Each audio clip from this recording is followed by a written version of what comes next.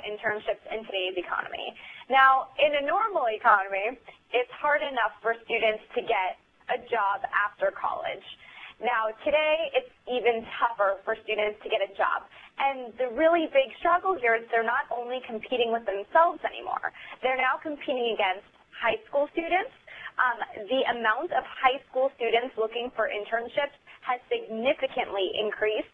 I get about 200 to 300 resumes in from students around the world looking for internships, and I would say at least 40% of those are from high school students.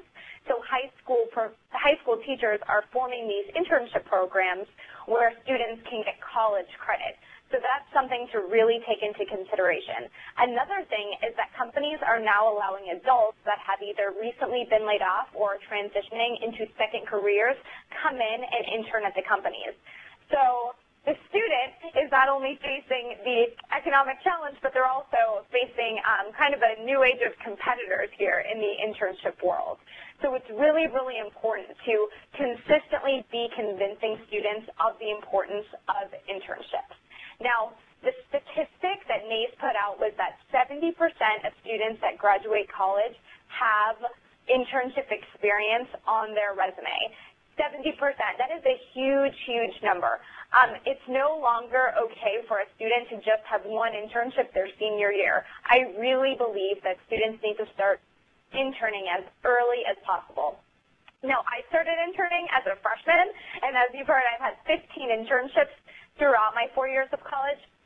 No student needs 15 internships, but I do recommend that around their sophomore year, they do start thinking about it. And I would encourage students to have between 2 and 3 internships. It's really important to remember that a lot of companies are flexible. Students tend to think that, you know, they can't hold internships during the school year, but a lot of companies will work around their busy schedule. Now, how can a student really market themselves and shine through their materials? Now, it's really in the cover letters that a student can best market themselves, especially when a student's coming from a smaller school or a school that may not be as well known to the internship coordinator who's reading over the materials. It's important to include what I call a brag statement within the cover letter.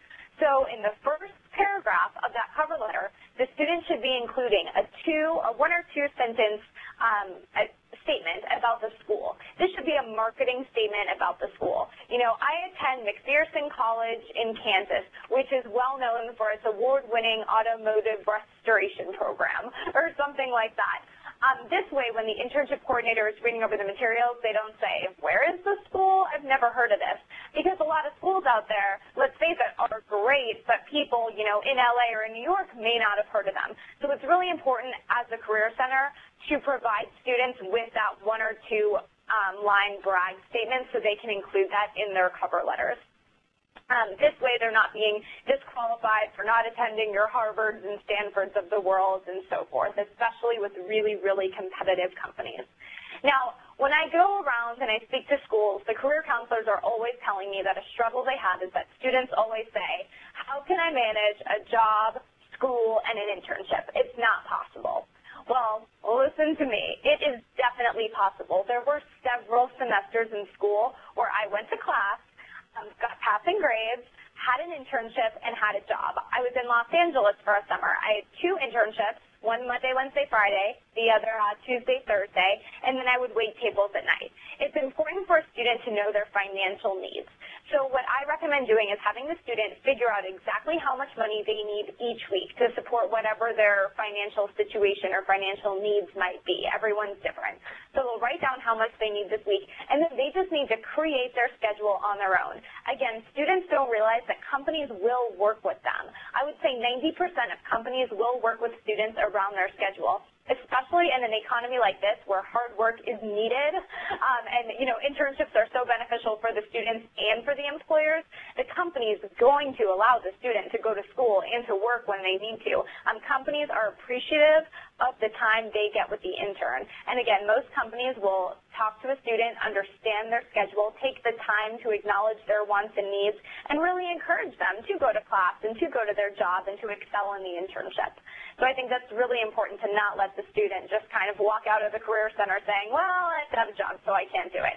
Most of the internships are unpaid now. A lot of the companies that had paid opportunities have now turned those into unpaid opportunities.